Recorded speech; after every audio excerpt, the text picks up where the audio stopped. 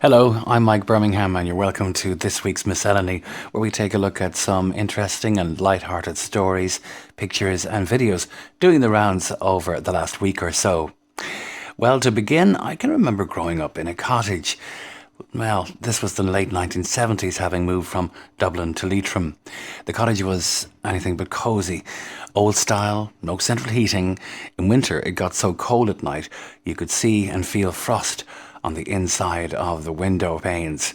To add extra warmth to our beds, we would pile every coat we could find and get our hands on over the covers to keep ourselves warm. I've come to find out this memory of my childhood was a fairly common phenomenon back in the day.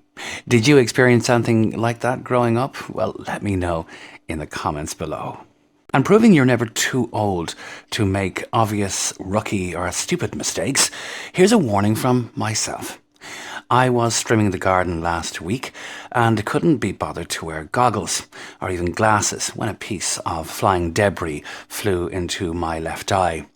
I noticed that at the time, but I just wiped the eye and I carried on. Well, it was later when my son said to me, "Dad, look at your eye. What happened?" Well, I wore goggles after that for sure, and in the meantime had to go around looking like Christopher Lee from a Dracula movie. I was lucky. It could have been much worse. Meanwhile, there has been some speculation about how old students might be on the first day back at school after the lockdown. Back to school indeed. Hair clogs in shower traps, one of my pet hates. I'm always fishing them out with toothpicks or screwdrivers.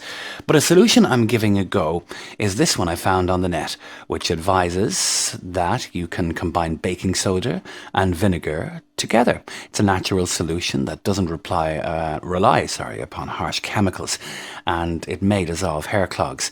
I'll let you know how I get on, but apparently what you do is you pour a cup of baking soda together and down the drain first. After a couple of minutes, after you've poured the baking soda down, you pop in a cup of vinegar. What is your favourite remedy for blocked drains? What do you do, be they sink or shower? Please let me know. I was sent this from Keith Caffrey, who discovered an genius app for a famous beverage on TikTok.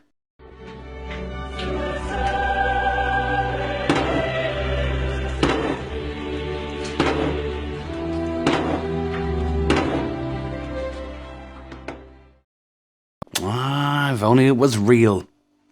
Well, an article I came across was about how men generally, and why men generally, don't write advice columns. So, this was how it went. "Dear John, I hope you can help me. The other day I set off for work, leaving my husband in the house watching TV. My car stalled and then it broke down about a mile down the road, and I had to walk back to get my husband's help. When I got back, I couldn't believe my eyes. Here he was in our bedroom with another woman. I'm 32, my husband is 34, and we've been married for 10 years. When I confronted him, well, he admitted he'd been having an affair and he broke down. He won't go to counselling, and I'm afraid I'm a wreck and I need advice. What can I do? I need advice urgently. Please. Sincerely, Sheila." To which John replies, "Dear Sheila, a car stalling after being driven a short distance can be caused by a variety of faults within the engine. Start by checking there is no debris in the fuel line, and if it is clear, check the vacuum pipes and hoses on the intake manifold. Also, check all the grounding wires. If none of these approaches solve the problem, it could be that a fuel pump is faulty, causing a low delivery pressure to the injectors. I hope this helps. Signed, John." Our national broadcaster, RTE, carried a story recently about the generosity of spirit and how that favour can be repaid. Brian O'Donovan, their Washington correspondent, explained the organisers of a fundraising campaign for Native Americans hit by the coronavirus have thanked Irish donors for their support. People from Ireland had been sending money through a GoFundMe page set up to help Navajo and Hopi families, with many of the Irish donors saying it was a way of saying thank you for the support shown to Ireland during the Great Famine. In 1847, the Chocktaw Native American people sent $170 of relief to Ireland, the equivalent of around $5,000 today. This came at a time when the Choctaw people themselves were living in relative poverty. Several of our recent donations for our GoFundMe campaign have been inspired by the Great Hunger Famine in Ireland, which started in 1845, said team member Vanessa Tully. 173 years later to today, the favour is returned through generous donations from the Irish people to the Navajo Nation during our time of crisis. Thank you, Ireland, for showing solidarity and being here for us, she said. And in March 2018, our Honourable Taoiseach, Mr. Leo Varadkar, visited the Choctaw community in Oklahoma to thank them for their generosity to Ireland during the famine. And Mr. Varadkar also announced the establishment of a scholarship programme, and that would allow members of the Choctaw Native American community to come to Ireland to study.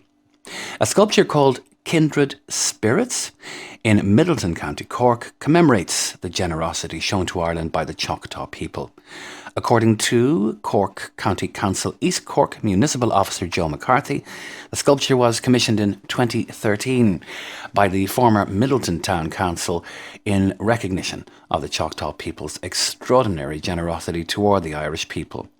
The stainless steel sculpture, comprising 9 20-foot eagle feathers, arranged in a circular shape and reaching toward the sky, is a metaphorical representation of a bowl filled with food presented to the hungry. Now, in the Get Better Glasses category, here's one from cartoonist Tim Whyatt, a classic called I'm Over Here, Dear. You can check out more from Tim Whyatt, by the way, on his website. That's www.whyatt.com.au. And now to a doggie who's tired of the lockdown and taking his frustration out on a doorstop.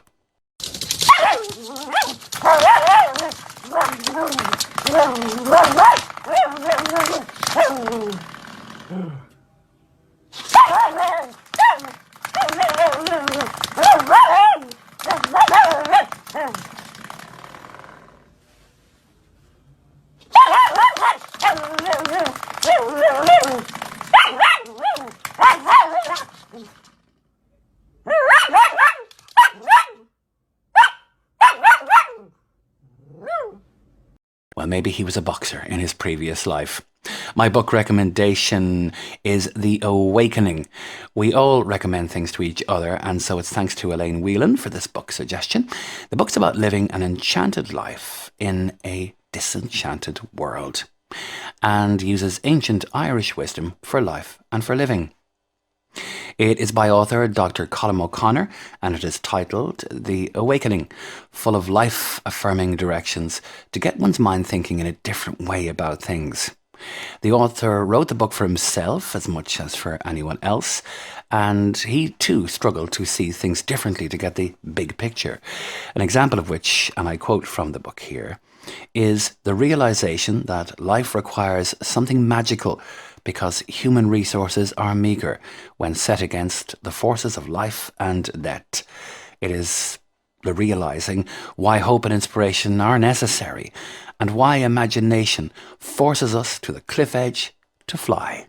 The Awakening by Dr Colm O'Connor, published in 2015, is available from Gill and Macmillan. And for quote of the week, we say thank you to Gemma's Yoga Cabin on Facebook for this week's quote from Dubois Hayward. Know that the simple gift of being kind is greater than all the wisdom of the wise. Well, that's it for this edition, and if you have any thoughts you'd like to share with us, please leave a suggestion below in the comments section, and we'll chat again next week. And in the meantime, as always, do take care of yourselves and be nice to each other. From myself, Mike Birmingham, thanks for watching. Until next time, bye.